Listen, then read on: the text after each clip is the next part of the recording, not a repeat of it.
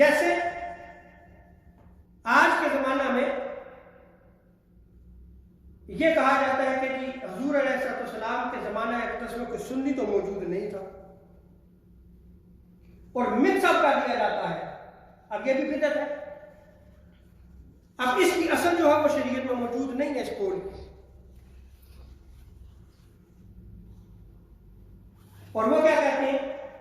وہ کہتے ہیں کہ جی دیکھیں حضور کے زمانہ میں نہیں تھا، صحابہ کے زمانہ میں نہیں تھا، پھر کیا ہوگا کہ دیگر جو گمراہ فرق ہیں ان کا بیان کرتے ہوئے ساتھ اس چیز کو بھی جو ہے وہ لنک کر دیں گے، اور لنک کرتے ہوئے کہیں گے کہ یہ سارا گمراہی ہے.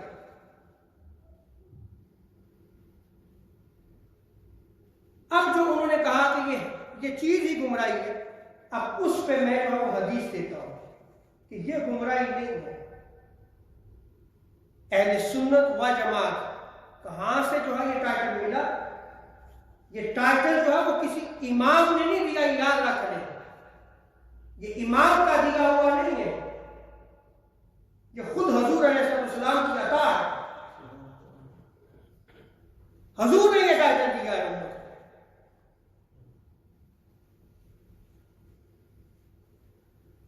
حضرت ارباز بن ساریہ روایت کرتے ہیں، اور اس روایت کو جامع ترمذی میں نقل کیا گیا، سنن ابو داؤد میں بھی نقل کیا گیا ہے، ابن ماجہ میں بھی، مسند احمد بن حنبل میں بھی، صحیح ابن حبان میں بھی، امام طبرانی نے موجب الکبیر میں، سنن دارمی میں بھی اس روایت کو نقل کیا ہے. راوی بیان کرتے ہیں کہ ایک روز آقا علیہ السلام نے ہمیں صبح کی نماز پڑھا دی، اور حضور نے ہمیں بڑی بلیغ نصیحتیں فرمائی. یہ حضور کی سنت ہے کہ آپ دین کی تعلیم دیتے تھے. فجر کے بعد جو ہے وہ آپ کا درس شروع ہوا. راوی بیان کرتے ہیں کہ آقا علیہ السلام نے جو ہمیں درس دیا، ہم سارے زار و قطار رونا شروع ہوئے، ہمارے دل کانپ اٹھے. ایک شخص جو ہے وہ بارگاہ مصطفیٰ صلی اللہ علیہ وسلم میں عرض کرنے لگا، یا رسول اللہ صلی اللہ علیہ وسلم، روتے ہوئے کہنے لگا، لگتا ہے یا رسول اللہ یہ الوداعی نصیحت ہے، آپ ہم سے رخصت ہو رہے ہیں، لہذا ہمیں کوئی وصیت فرمائیے. تو سید عالم صلی اللہ علیہ وسلم نے پہلی وصیت فرمائی، اوصیکم بتقوی اللہ، میں تمہیں اللہ کا خوف دلاتا ہوں، تقوی اختیار کرو. دوسرا حضور علیہ السلام نے ارشاد فرمایا کہ حاکم وقت کے فرما بردار رہنے کی وصیت کرتا ہوں.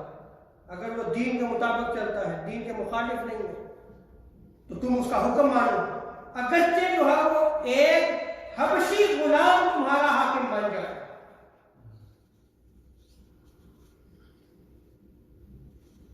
اور آگے آقا علیہ السلام نے کیا ارشاد فرمایا، فَإِنَّهُ مَنْ يَعْشِ مِنْكُمْ يَرَىٰ اخْتِلَافًا كَثِيرًا. صحابہ کو بیان ہوا کہ پس جو تم میں زندہ رہا تو وہ بہت زیادہ اختلاف دیکھے گا، اختلاف کثیر دیکھے گا. جس صحابہ کو حضور علیہ السلام نے جو بیان فرمایا، تو جو دور جتنا حضور کے زمانہ سے دور ہوتا چلا جائے گا، اختلاف کس قدر بڑھتا چلا جائے گا، کس قدر جو ہے وہ اختلاف کثیر ہوگا. کیونکہ زمانہ جب حضور کے زمانہ سے دور ہوتا چلا جائے گا، اتنے ہی زیادہ اختلافات بڑھتے چلے جائیں گے، اور جب اختلافات بڑھتے چلے جائیں گے تو بچاؤ کہاں ہوگا، بچے کہاں گے، کہاں پہ جا کے بچیں گے؟ قرآن اور سنت کی طرف، قرآن اور سنت کی طرف رجوع کریں گے. جو حضور نے دین دیا ہے، جو قرآن کی صورت میں ہے، جو حدیث کی صورت میں ہے، پھر جا کے آپ بچیں گے. وگرنہ جو ہے وہ آپ اس اختلاف کثیر کی رو میں بہ جائیں گے، آپ عقیدے سے بھی ہاتھ دھو بیٹھیں گے.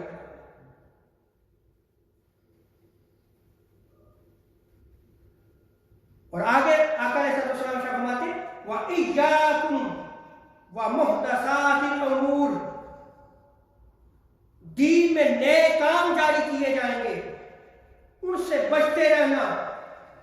کیوں؟ فَإِنَّهَا ضَلَالَةٌ، کیونکہ یہ گمراہی ہے. یہ کیا ہے؟ گمراہی ہے. اور آگے آقا علیہ السلام نے کیا ارشاد فرمایا؟ یہ وہ جو آج کا سوشل میڈیا پہ جو ہے وہ سوال اٹھایا جا رہا ہے اور مکس اپ کر کے جو ہے وہ کہتے ہیں کہ سنی بھی، یہ کوئی کنسیپٹ نہیں ہے، یہ سب فرق ہے، یہ سب گمراہی ہے. حدیث مبارکہ میں آتا ہے فَمَنْ أَدْرَكَ ذَلِكَ مِنْكُمْ فَعَلَيْكُمْ بِسُنَّتِي، جو اس اختلاف کثیر کو دیکھے، نئی نئی بدعات کو دیکھے جو دین میں داخل کی جا رہی ہو، تو تمہارے اوپر لازم ہے میری سنت کو پھر اختیار کرو. فَعَلَيْكُمْ بِسُنَّتِي، میری سنت کو مضبوطی سے تھامیں. یہ ہے اہل سنت و جماعت، اہل سنت، یہ ٹائٹل ہے سنیت کا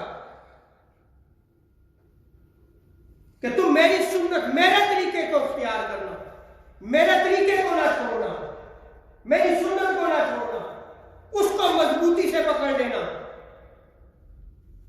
اور آگے کیا فرمایا؟ وَسُنَّةِ الْخُلَفَاءِ الرَّاشِدِينَ الْمَهْدِيِّينَ عَضُّوا عَلَيْهَا بِالنَّوَاجِذِ.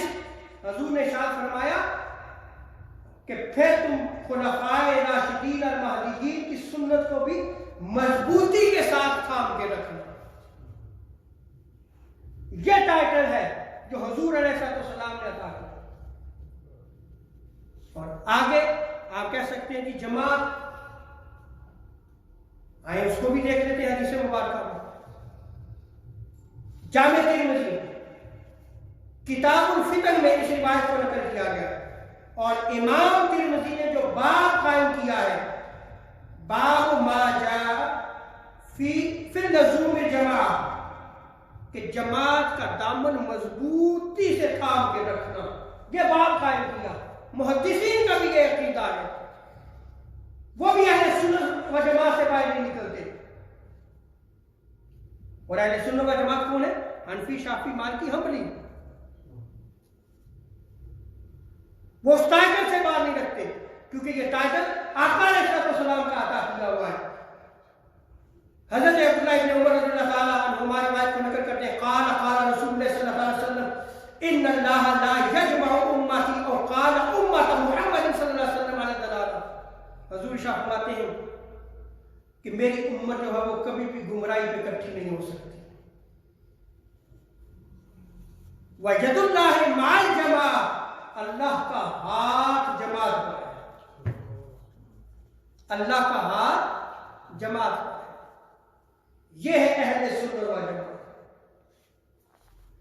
اور آگے آقا علیہ السلام فرماتے ہیں من شد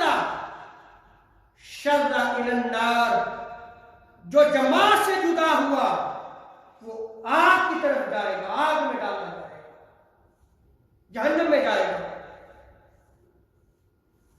اور دوسری روایت جس میں آقا علیہ السلام نے کیٹاگوریکلی جو ہے وہ جماعت کا دامن تھامنے کے لیے ارشاد فرمایا، حضرت عبداللہ ابن عمر رضی اللہ تعالیٰ عنہما روایت نقل کرتے ہیں. جامع ترمذی میں اس روایت کو نقل کیا گیا، سننے امام نسائی نے سنن الکبریٰ میں اس کو نقل کیا ہے، امام اسقلانی نے فتح الباری میں نقل کیا ہے. آقا علیہ السلام سے فرماتے ہیں علیکم بالجماعہ وإیاکم والفرقہ، کہ تم پر جماعت کا دامن تھامنا لازم ہے، جماعت کے ساتھ منسلک رہو، جماعت کے ساتھ رہو، اور فرقہ سے بچو. حضور نے کیا ارشاد فرمایا؟ فرقہ سے بچو. اب آپ مجھے یہ بتائیں جو سوشل میڈیا پہ آج چل رہا ہے، وہ سارے گمراہ فرق کو لے کے اہل سنت و جماعت کو بھی اس میں داخل کر کے ایک نئی سوچ، ایک نیا دین، ایک نئی فکر، ایک نئی طرز جو ہے وہ بیان کر رہا ہے.